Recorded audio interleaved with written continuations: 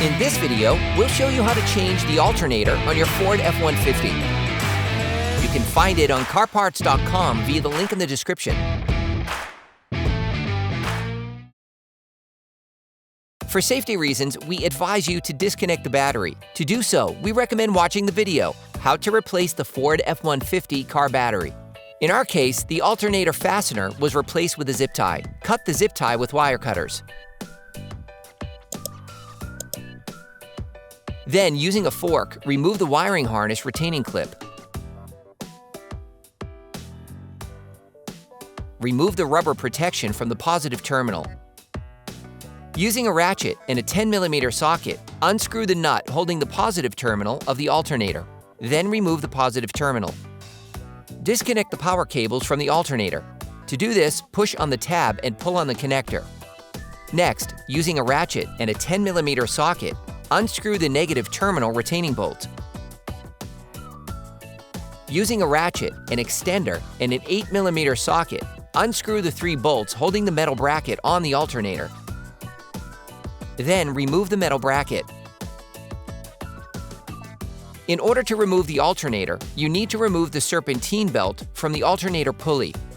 We recommend taking a picture or draw the path of the belt around the different pulleys in order to position it correctly later. Using a breaker bar and a 3/8" drive extension socket, loosen the bolt by turning the serpentine belt tensioner counterclockwise. Meanwhile, remove the serpentine belt from the alternator pulley. Using a ratchet, an extender, and a 10mm socket, unscrew the 2 retaining bolts of the alternator. You can now pull out the alternator. Take your time, using the technique shown in the video.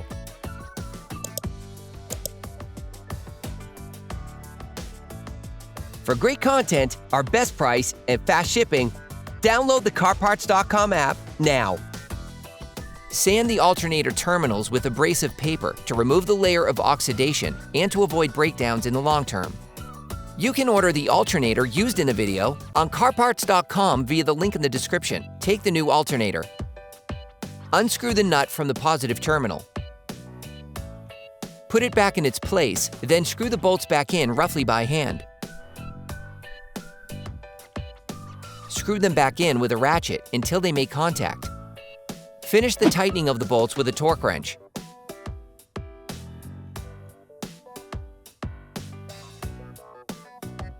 You can now put the serpentine belt back in place.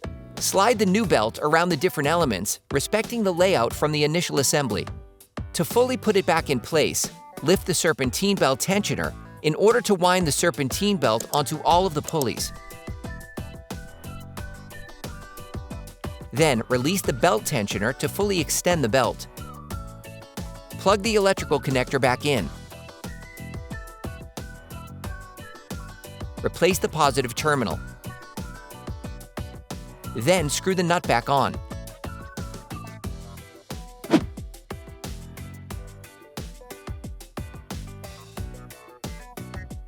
Put the rubber protection back on. Clean the contact surface between the negative terminal and the bracket with fine sandpaper.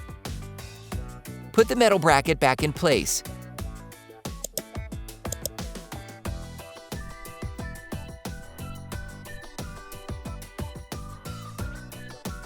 Then put the negative terminal back on.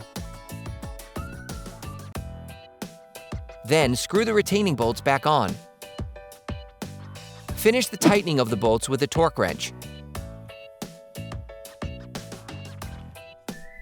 Put the retaining clip back in place. Put the zip tie back in place. Reconnect the battery. Operation complete. Quality parts, priced right, CarParts.com.